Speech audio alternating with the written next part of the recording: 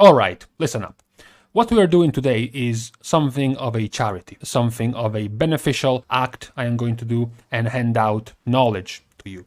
The purpose of the video is so that you can take this data, take these facts you're about to see, and implicitly trust that I have done my own research, I've looked up my own data correctly, so that you can then enter arguments, discussions, and threads about the subject, mouthing off what you have just heard in this video as if you have done the research yourself and you're totally knowledgeable about the subject. The subject in question is, we have gone over in the last few days and even back to a couple of weeks about, okay, 9.1 is coming in, there are specs that might be using new legendaries, there are specs that might be changing to a different covenant, they might be changing their, their talent specs, their talent setups, and this is going to allow them to rise in representation and in popularity. Maybe you're a tank or a healer or a DPS, whatever. That was all speculation. So now instead we have enough numbers to be able to see how many of these things were correct, as to say what specs are currently using and doing that is different compared to before. So have they actually changed? Is this spec at the top, of the meters, for example, in damage, let's say Balanced Druid, because they are doing the exact same thing as before and they are still powerful? Or maybe are they completely changed? Have they changed their legendary, their covenant, their talent setup, and they are doing still as good as before? What about the specs that came up from nowhere? Maybe Arms Warrior, maybe Demonology Warlock. Were they actually changing? Were they actually improving while changing talents and whatnot? Or have they simply, scaled to be more powerful? Have they simply been buffed, for example, in 9.0.5 and just now you can see their power? What about tanks? What about healers? Same question. So we have to start by cutting off a bunch of the specs, because of course there is like 35 something fucking specs to go over, and a lot of these haven't actually gone through changes. They are still doing the same thing they did a few weeks ago in 9.0.5 with no real difference, so there is no point in going over them. Specs like these, specs that fit these criterias are, for example, the entirety of mages and the entirety of warlocks. Despite the fact that Fire Mage has fallen from grace and Arcane and Frost have now risen, they are still doing the same things. They are still playing the same covenants. Arcane is Kyrian, Frost is Ventir, and Fire is Nightfey. They are still playing with the same legendaries. Frost is playing with Slick Ice or Freezing Winds, depending on the fight, single target or more AoE-centric. Arcane is still using Arcane Harmony, and you have Fire with Disciplinary Command. The talent setups are still the same depending on the type of fight, on the targets they have to hit, so there hasn't really been any change there. The same can be said for Warlock. Very similarly also, despite the fall from grace of Affliction and the rise of the much less popular, just a few weeks ago, Destruction and Demonology, it's not that they have changed. It's not that Destruction or Demonology have found some secret talent setup or some new OP legendary they are using. They are, in fact, still using the same things they were using before, just doing better now. Same can be said for things like Elemental Shaman, Restoration Shaman, Arms and Protection Warrior, even the Hunter specs to a degree. The only difference is the Elder Antlers legendary for BM. Now, when it comes to 2 to 3 to 4 target fights, BM Hunters are using that legendary a little bit more, but for the most part, no real change there either.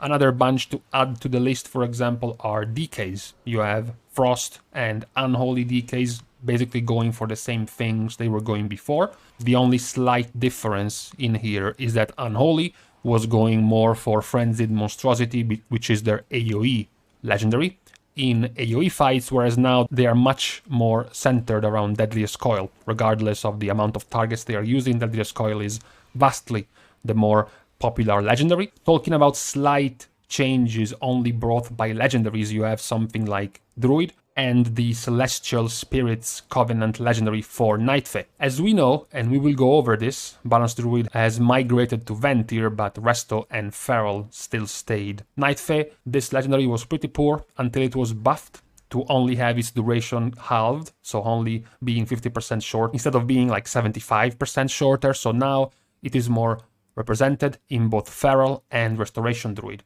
It's not that the talents are changing, it's not that the way they are playing and the setup in their style, and the Covenant, of course, is changing, it's just this legendary addition. Another one to add to the list of these minor changes is Retribution Paladin, with what we already talked about a few times, the new Kyrian specific legendary, Divine Resonance. That is also something they are using way more.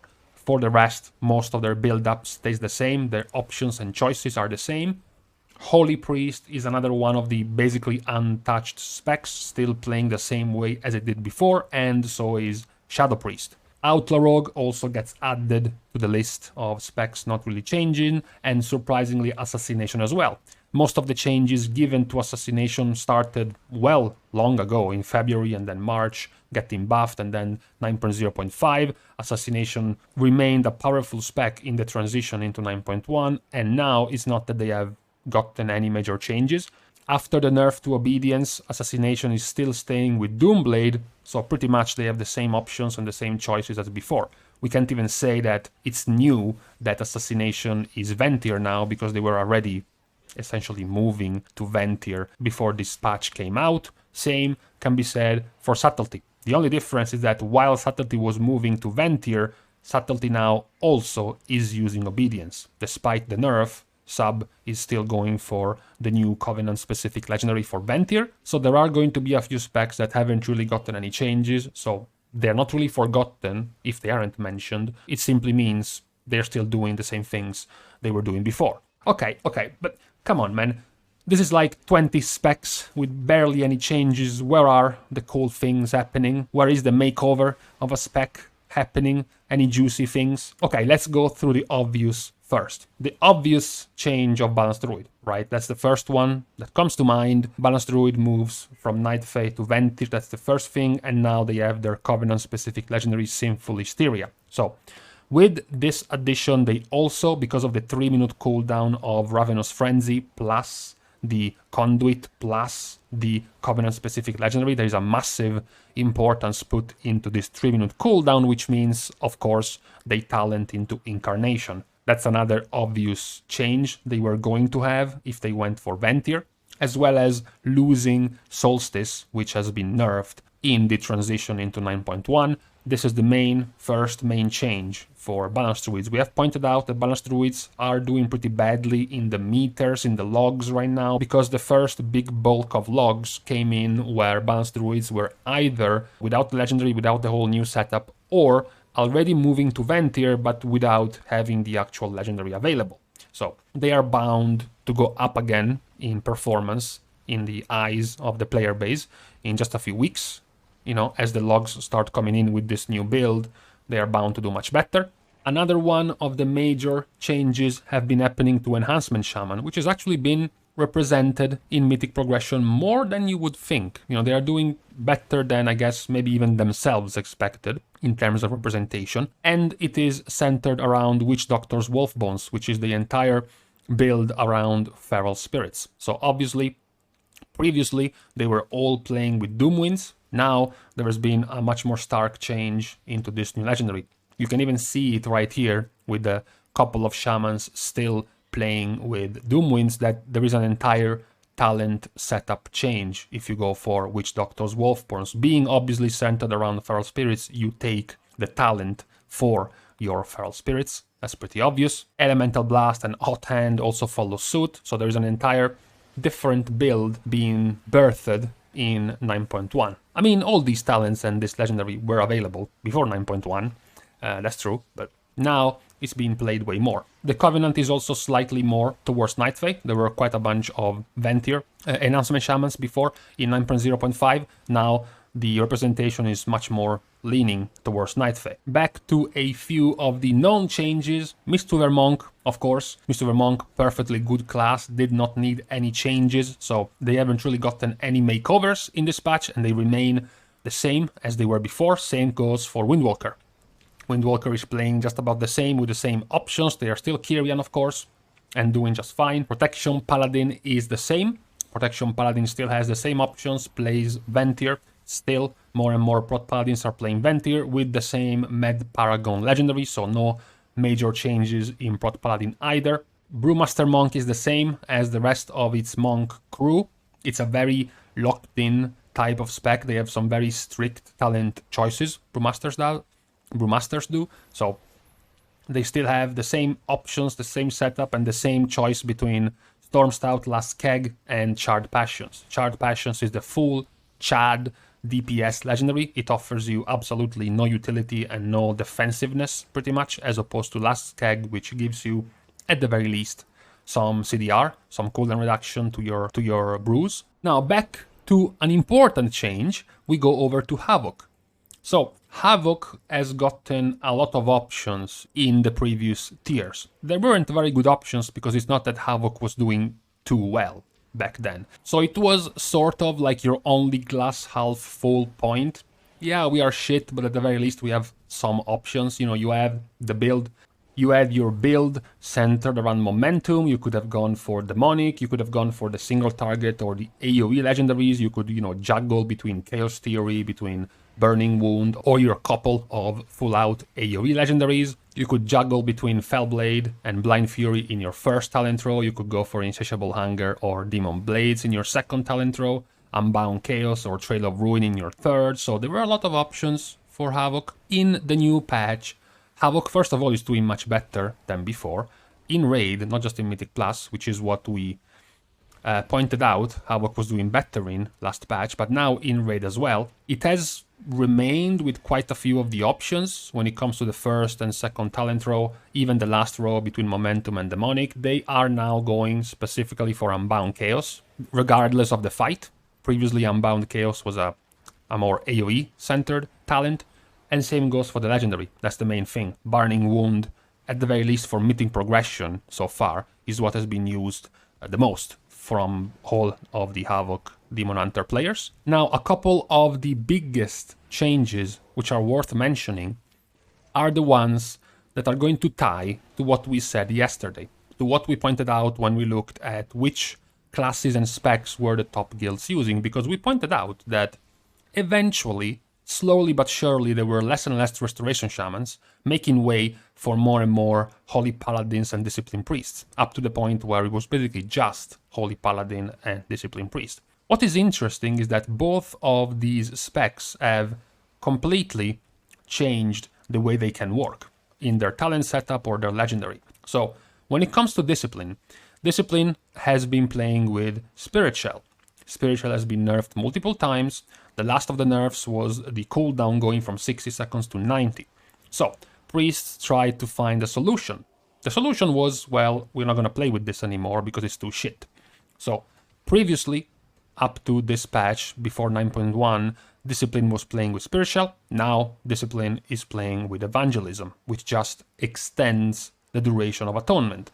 The main thing that is not as noticeable here is that they also changed Covenant. Before they were Venthyr, now they are Kyrian. Why have they done this? Well, before, of course, because of Spirit Shell, you wanted a short, quick, damaging spell to use to buff up your Spirit Shell window, so they could go Venthyr, they could take Mind Games and work really well. Mind Games only has a 45-second cooldown, so they could use it every Spirit Shell very easily.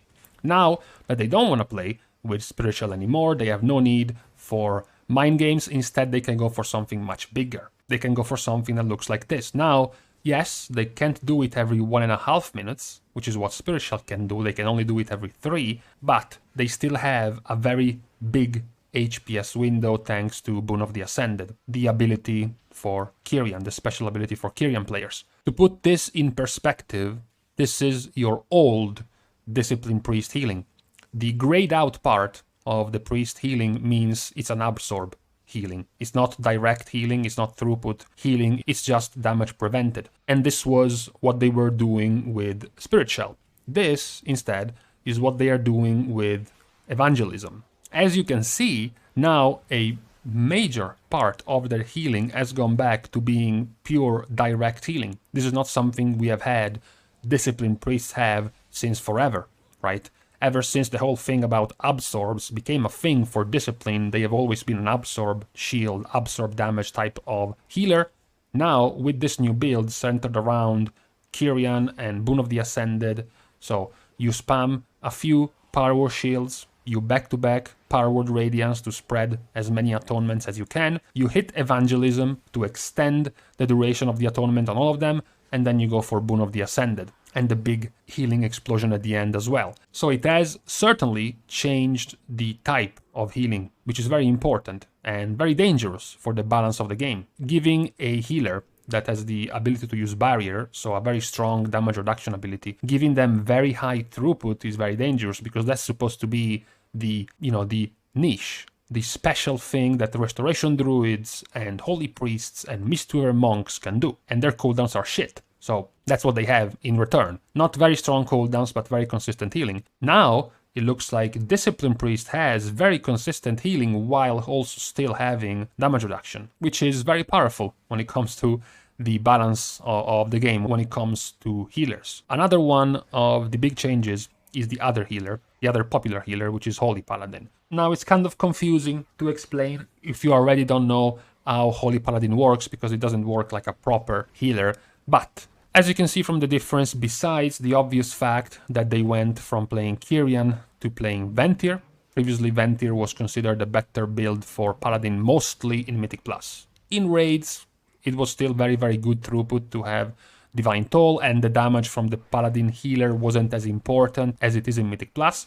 But now, the vast majority of them have gone over to Ventir anyways, in raids as well. The main change here is that you can see there is quite the clear difference in builds between the Paladins using Shock Barrier and the Paladins using Marad's Dying Breath. Shock Barrier is using Glimmer of Light and is using Crusader's Might.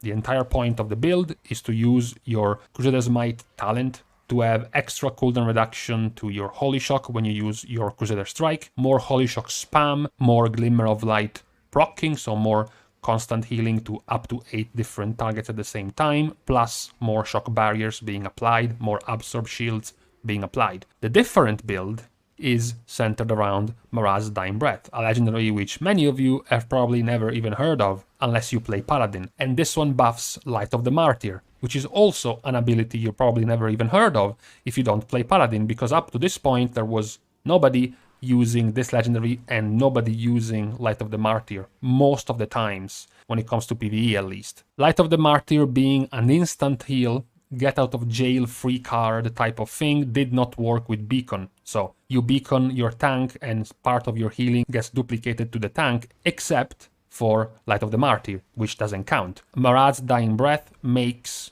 Light of the Martyr be affected by Beacon.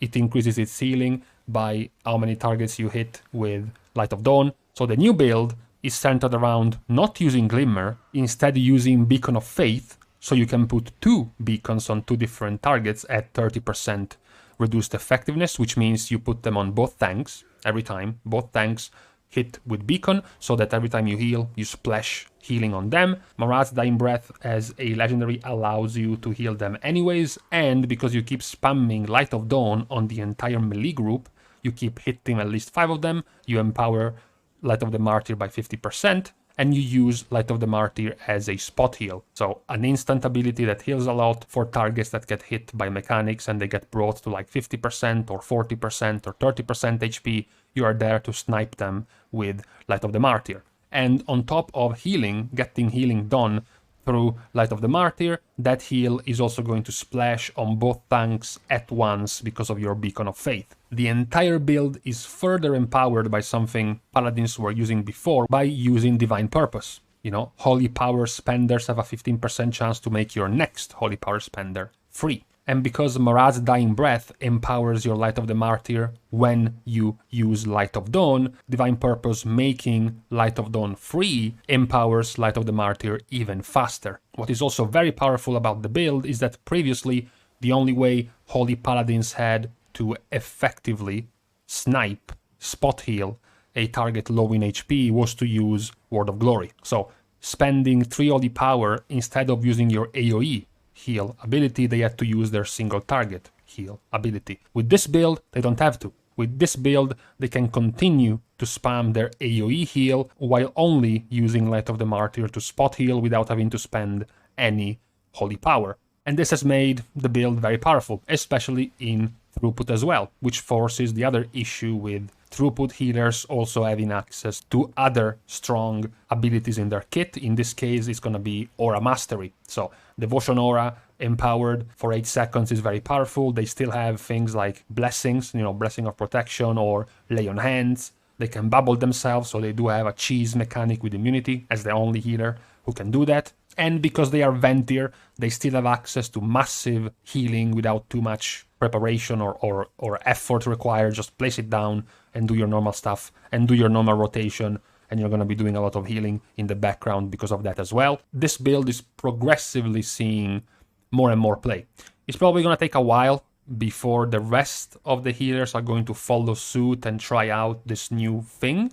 It's much more logical to be safe, to feel safe and be confident and comfortable with what you've been playing for a while already, rather than trying to change with this build because you're seeing some top players going for this, right? But I think eventually more and more paladins are going to switch to this build. Lastly, of the changes happening to the classes and specs, we mention another one of the Covenant related ones, which is Fury. We have talked about this already. At this point, you will be sick of this. The Sinful Surge Covenant specific legendary for Ventir.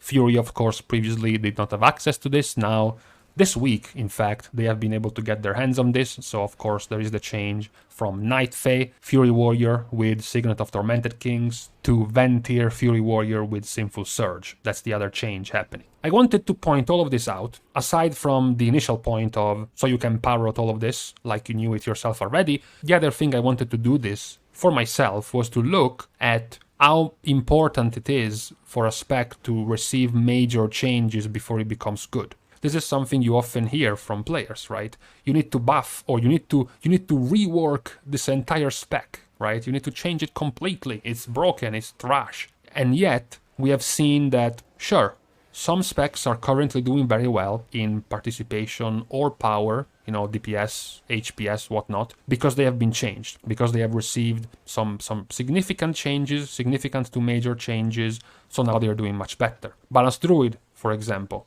has gotten a pretty big change. You have gotten this entire build I just went over for Holy Paladin and Discipline Priest. But these 3 specs were easy to mention because Holy Paladin, Discipline Priest and Balanced Druids were already doing well before. So it doesn't count, right? They were already strong before. So we can talk about something like Havoc. Havoc is now playing with a different build, with a different legendary. They were playing with that legendary before, but now it's much more popular. And now they are doing much, much better. However, we also have seen a lot of specs doing much better without any particular changes. Of the specs I mentioned, for example, Arms hasn't really changed much of its build, yet it's one of the better performing melee specs. Assassination Rogue and Subtlety Rogue, yes, we can sort of take them out because they have been buffed before this patch, so they have simply continued their good performances from the end of the last patch, but something like, for example, Arcane and Frost Mage, they have not gotten any major changes, and yet they are doing much better. Demonology Warlock and Destruction Warlock, same Covenant, same legendary, same build as 1 month ago, and also same buffs. They haven't gotten buffed further compared to a month ago. So what you can draw from this is that it is not necessary, it is not needed to howl and stomp your feet like a spoiled fucking baby asking for a massive rework or a massive buff to suddenly turn a spec into being viable. Because at the end of the day, whether you like it or not, a lot of the differences in specs are within the realm of 10-ish%. Just 10%. Some specs are doomed to always be considered weaker because of their damage profile. So even if you're 10% lower, but for example, you completely lack AoE, or you have completely terrible burst damage, whenever those are going to be needed, you're going to be completely cut off. But for the rest of the specs, which is the majority of them, it doesn't take too much to become viable. It doesn't take too much to become meta. Out of nowhere, out of seemingly nowhere, like Frost, Arcane, Demology, Destruction, even Arms Warrior, you could say. It doesn't take much at all. So this is what this video today was for. I hope you can now bring all of this information and smugly quote people and tell them they are wrong based on what you have learned here. Just try not to be excessively smug. Just a nice amount of smugness is gonna be fine. So with this, we can stop. It's Sunday. It's very hot in here, and I need to leave. Thank you guys for watching the video. If you want to support me and my channel and possibly even my future generations and my offspring, I've got mouths to feed. You could probably support me by booking for yourself a 2-week vacation to the Bahamas. Now, you're not sure how this is going to support me, but trust me, Trust me, I have a plan. So, see you guys soon, and in the meantime, I just don't understand how much grass is there around here for the lawnmower to always be up for 2 weeks straight. Just how much?